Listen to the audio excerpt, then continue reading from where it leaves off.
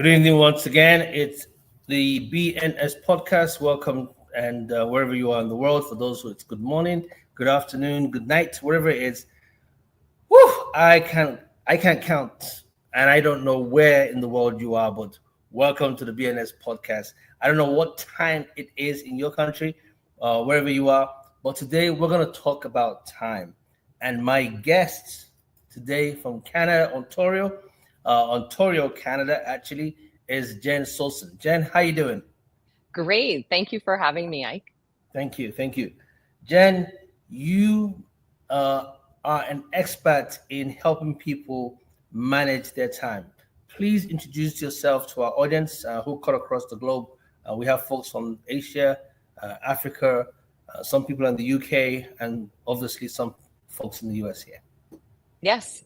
And thank you for tuning in. It's a great honor to be here. And so, what I do, I help everyone optimize their time. So, individuals, entrepreneurs, professionals, corporate teams in the last year have been really, I've been helping them out.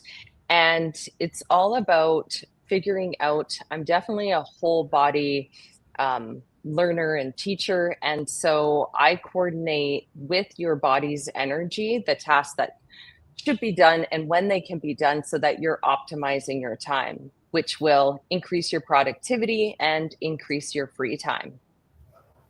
When you say working with someone's body's energy, what exactly do you mean by that? What I mean is I I get people to complete an energy tracker.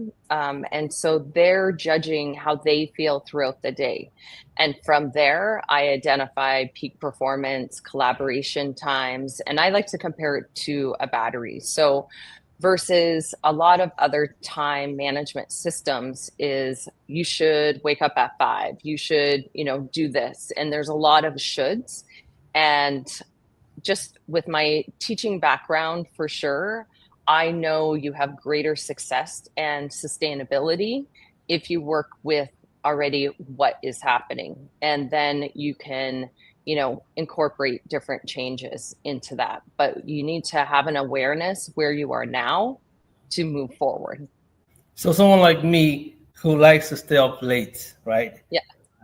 I'm not a morning person. It's a struggle. I wish people didn't have to go to work in the morning, and that's why I'm working so hard to make sure that I don't have to get up in the morning to go to work. I can work hmm all night, but I can't work all morning, right? hmm So someone like me, what would you do with someone like me, for instance? I would say if it seems like you already have that awareness, right? Like you already know I like to be a night owl. And I actually had a client like this, and she is a multi-passionate entrepreneur. And I had her track her energy. And I just said to her one day, I said, "Why are you fighting this so much? Like, why are you?"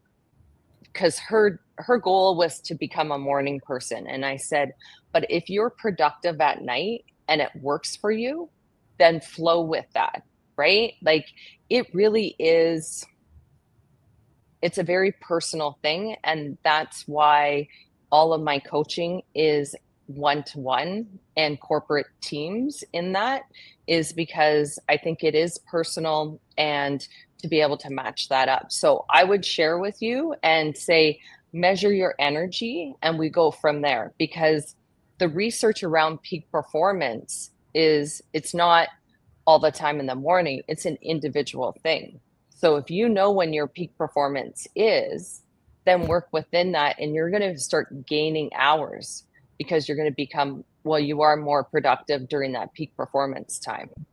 Yeah. Now, collaboration time, you might have a bit more challenge unless all your friends are night owls like you and you're, trying to, build things and everyone's at that same time. But for peak performance, I say embrace what it is. And if your schedule allows it, then work within that.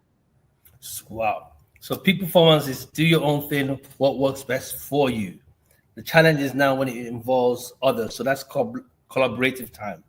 Yeah. So peak performance time is like your alone time. So that's when your prefrontal cortex is the most online, and you would want to be doing your alone work during that time. And that is really, you want to have some quiet time with that, right? So really making sure that you can have that uninterrupted time is important. So probably works best for you that it's at night and most people are sleeping. Yeah, because there's no interruption. I just have to get up and keep on going until morning. This is good stuff. I'm going to talk to you off record later on. Maybe Yeah. I'll be one of your applicants as we go along. Oh, for sure. So let's take this back. How did Jen get into this? Tell us about your journey. What inspired you to start working along this path? I know you have a story, Jen. Oh yeah. And it started many, many years ago. And first I realized that I was such a people pleaser. And I'm discovering as I'm coaching more and more people and diving deeper into the research that, people pleasers tend to not control their schedule. They don't control their time. They're willing to give it away. So I found myself with my marriage was breaking down, and we were separated. My son at the time was super young, and I carried around a beautiful daytimer all the time, but it wasn't filled with anything. And during my separation, I was so busy trying to please everyone else that I realized that didn't work because everything was crumbling down around me. And so then I was like, okay, something needs to change. And I looked at my schedule, and at that point, I didn't even know what I really liked to do because I was like, I need more fun in my life. So then I started just scheduling in fun things that I liked. And I realized that, especially with sharing custody with my ex-husband, that my schedule looked a lot different every 2 weeks because we did a week on, week off. And so then I needed to take like more conscious effort into making sure when I had my son that I was spending time with him. And so then I started to block out time, in that, and started to fill my day timer. And then I realized, that talking with others, that many people were having the same issues, that they, identified as people pleasing, right? And I said, well, what I've done is start filling in my schedule with things that I want to do.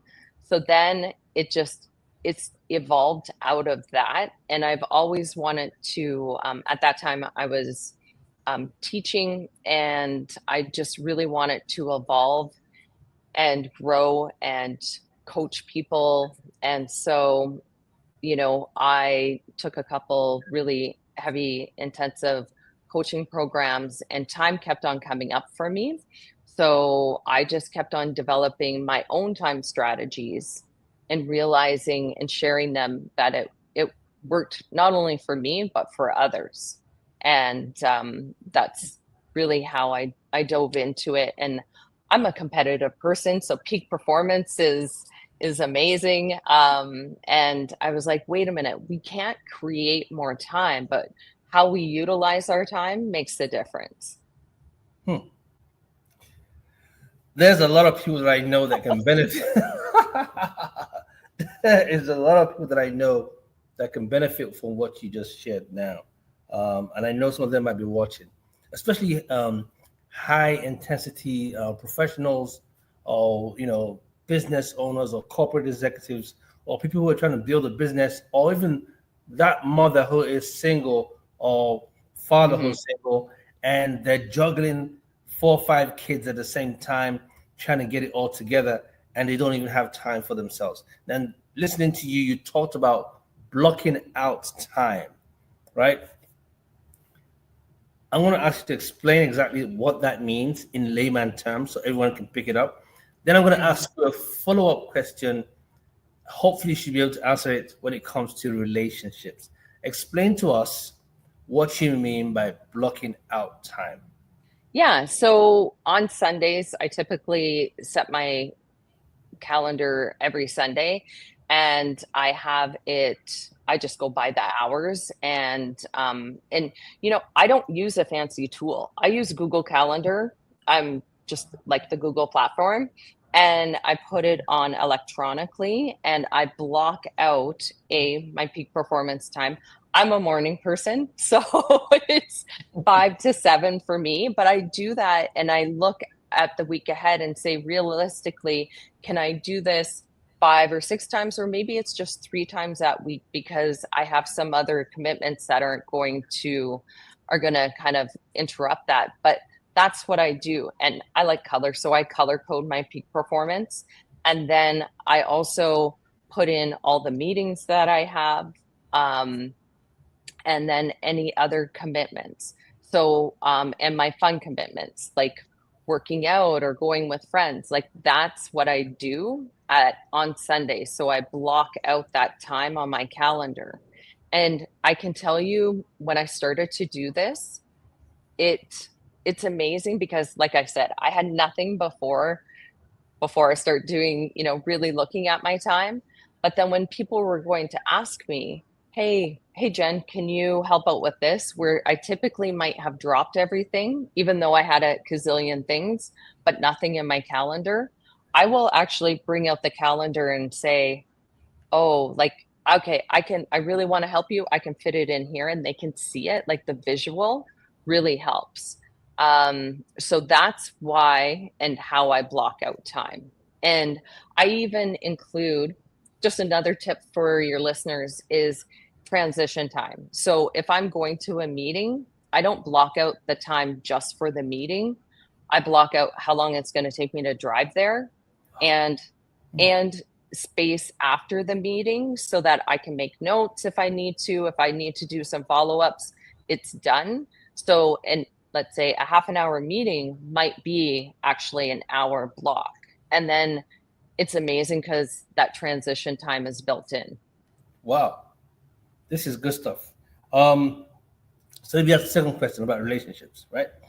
Is it healthy for people who are in relationships to have their own time when they just want to be by themselves, or travel alone, or just do stuff that does not really involve their spouse, right, or their partner, or whoever they're in relationship with? Is it healthy that way? Before you answer that, hold on a second. Before you answer that question, then the follow-up question is, when it comes to time, if the other person doesn't like that activity that you've blocked out, is it okay to allow them to just be? Those are questions that I know that my listeners want to hear. And since we're talking about time, this is a good place to talk about it.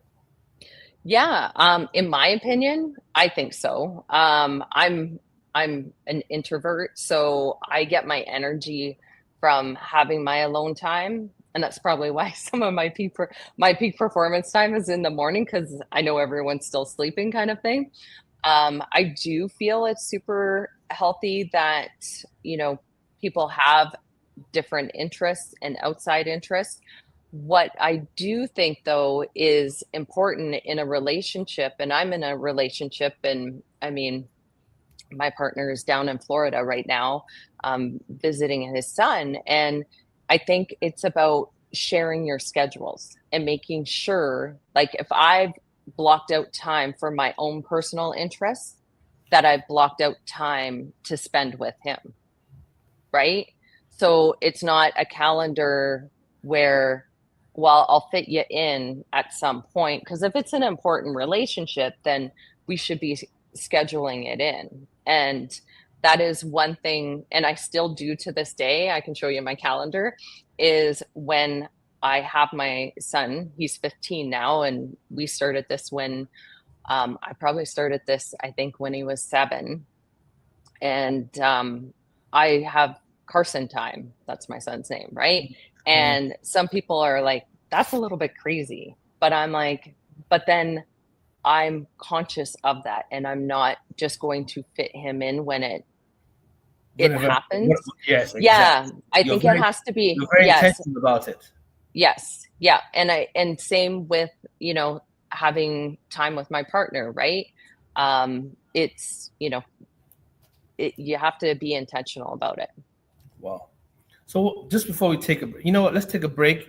When we come back, I'll ask you the question. Basically, what I was trying to ask you was, what are the common mistakes that people make when it comes to time management, or actually trying to renew time that's already lost? But we'll take a few seconds and then we're back in our break. Okay.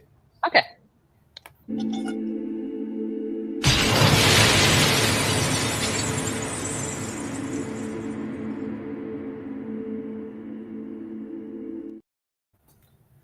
Welcome back to the BNS podcast.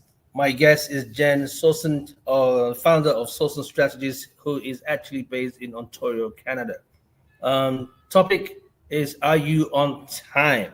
And Jennifer has been talking about how to actually manage our time. Jennifer, question for you again. This is the first time I think I see from asking. Normally I just sit and listen, but I have a bunch of questions because I know everyone's going to be asking the same questions. So, what are the biggest mistakes people make when it comes to time management?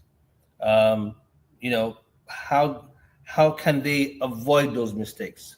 Identify the mistakes and what are the solutions to addressing those mistakes, please? Definitely, I really believe it's about, first step is awareness. So become aware of your thoughts and your beliefs around time. As a society, we have a very victim mentality around time, like, oh, there's never enough. It doesn't matter. I'm so busy, and just become aware of them and even write them down. And that might be one of the workshops I do, we write it all down and you get it all out. And I said, well, you're being successful because you're living proof that you don't have enough time because you're stressed out and you're overwhelmed and chaotic and lack focus and clarity. So if you want to flip it, it's a lot of that internal dialogue in that belief that it can be different. So mindset is a big factor in this as well. And so sometimes, and that comes along when I'm working with clients, that isn't like, I can't just work on that. And then I also, don't move on until, they get the right mindset. I work with it. So we're changing the mindset and I'm showing them easy, practical steps, strategic steps to take to move towards living more optimally. And that's a personal, just like success, right? It's very personal how I would want to optimize my time compared to anyone else. And so that's where my consulting and coaching is one-to-one. And so definitely mindset, and not even tracking your time. I think some people love their to-do lists and they think that they're going to get their to-do list every single time. And my approach is do away with the to-do list, because you naturally inherently kind of know what to do. And I also build out, the first step that I build with my clients is a time optimization roadmap. So that would, identify what tasks are you doing in your peak performance? What are you doing? And I compare this to a battery. What are you doing at 75%? And that's your collaboration time and brainstorming and creativity time.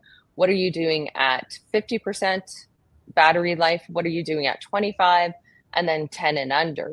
So you, in that first couple of weeks when we're working together, you have this piece of paper and it's a roadmap to say, well, if I feel like 50%, here are the tasks that I should be working on, because that's going to really optimize my time in that, right? So I refresh my memory. What was the whole question too? Other part of the question? So the other part of the question was, we're talking about how best to manage your time, Yes. the Oh, yes. mistakes that people make, and how to resolve those mistakes. And I guess that's Yeah. what you're saying here. Yeah. And that's what I'm saying is have a plan on if you are feeling at a certain level, what tasks can I be doing? And have it right there, right? Like have it beside you, sitting beside you so that you know. I also think that people fail to plan out their weeks and they think it's just going to get done. Oh, yes, that's right. With the to do list, if it's a long list and you think you're going to get it done in that day, I really suggest to clients time all those tasks one time.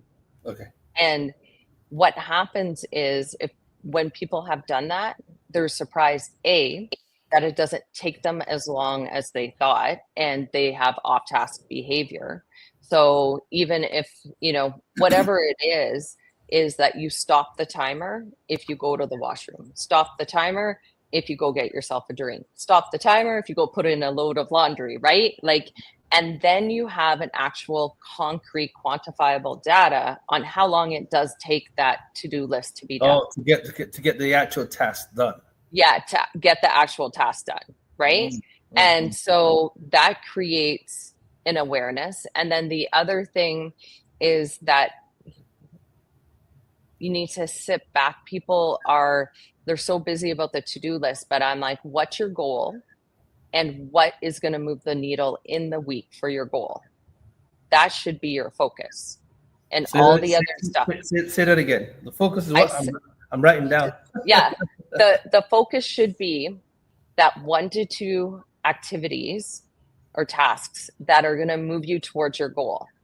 And that should be your priority, right? So you should be consciously scheduling in when you are going to do those tasks to move you towards your goal. Okay. And I call that the power list item. Like, what is your power list item for the week? Wow. I just realized that I can't operate anymore without a to-do list. I actually thought I could do it with myself, but it's not working, right? And so I've come to that realization that I need that to-do list. So when you said you have to get rid of the to-do list, I'm like, that part I can't function. But now you've explained it better, that not really getting rid of it, but actually focusing on the things that will actually help you move towards your goal, and then time it out, right? That's good stuff. Yeah, and because that to-do list, a lot of those to-do list items will go into your roadmap. It will be all organized in how your energy is.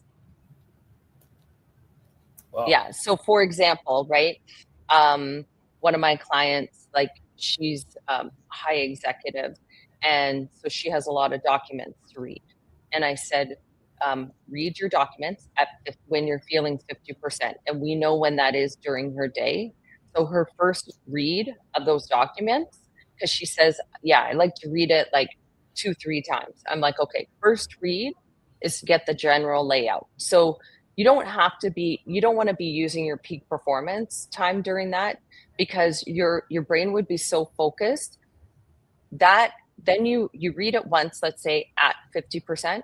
Your second time reading, you do it during your peak performance, because now you're synthesizing and you're reading for meaning a lot of times with this client specifically. And I said, so if you're reading for meaning and how can I apply this to my team, or how am I going to apply this to my work, that is your peak performance time. So you see how the roadmap, once we have it, then you can be like, oh, okay, this is how you utilize it. So that's why I'm saying you get rid of your to-do list, because it's more of that clarity and focus on the power list item. And you might have a few steps to get to that power list item, and then it moves forward. Wow. Jen, this is very insightful. There are people who I know are listening right now and are wondering, how do I do this as a mother? How does this work with the kids? How can an individual sit back and juggle the role as a parent, to balance their lives? what would you suggest to them? Look at the camera and tell them exactly, we've got 5 more minutes to go. So let's take advantage of this time. Yeah. And I would say, number one, have some compassion, and really depending on what stage your children are at makes a difference. Like how I manage my time when my son was 7 versus now 15 is much different. Does he have any time for you? He doesn't have any time for you at 15. He's like, no. He's like, don't hug me, don't kiss me from my friends, you know. In fact, he needs me more. Who's going to drive him? Me. Okay, go ahead.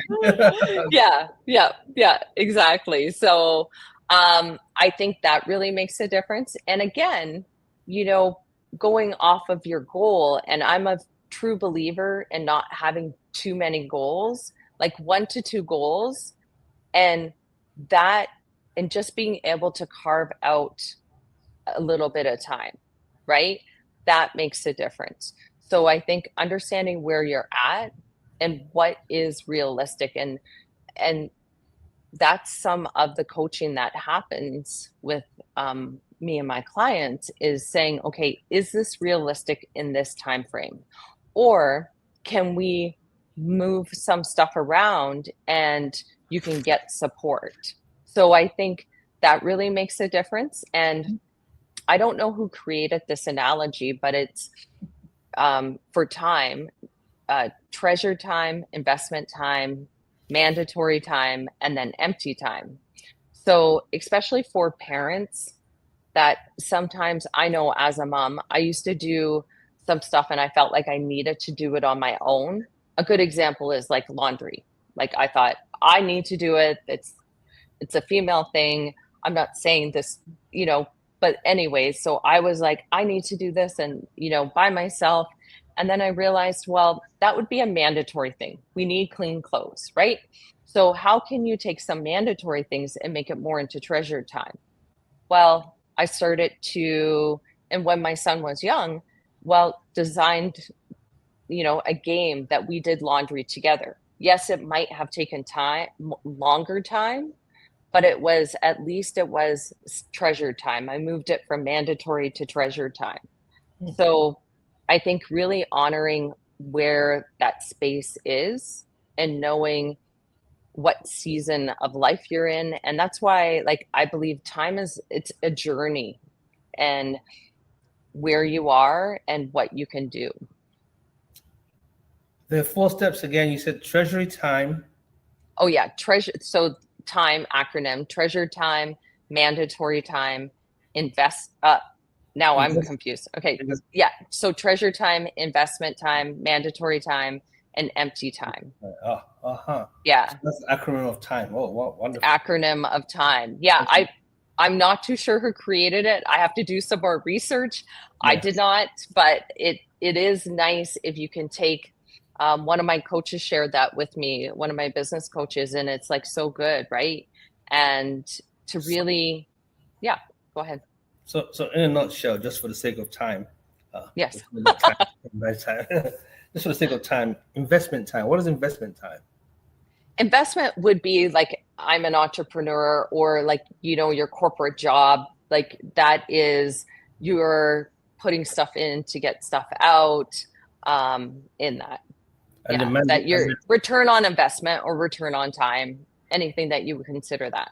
And then your mandatory time is what? What is mandatory time? Mandatory is cleaning house, doing laundry, that kind of. And then empty time would be scrolling on the internet, and social media, not really doing anything, Just relaxing and just, wow. Okay, so we have 1 minute to go.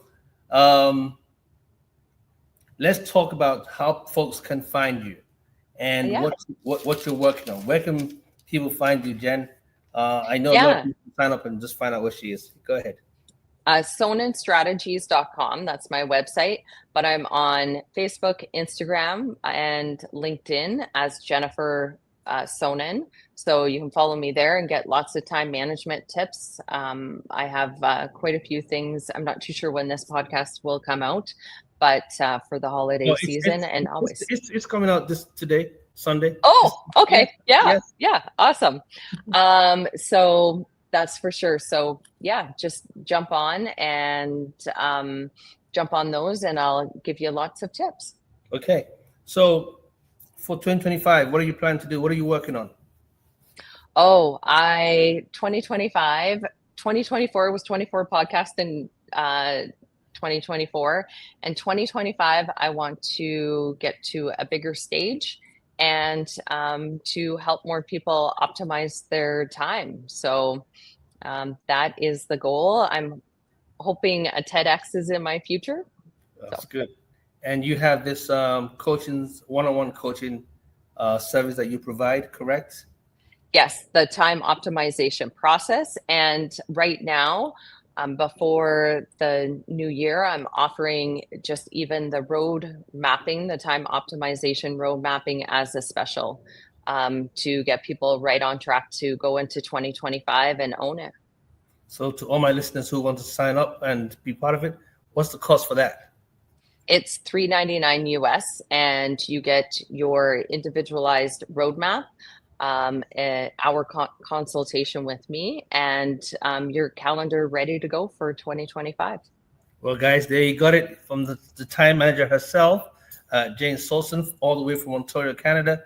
You also got a deal, so please make sure you follow her at the end of this podcast. And Jen, get your folks to follow us on the BNS.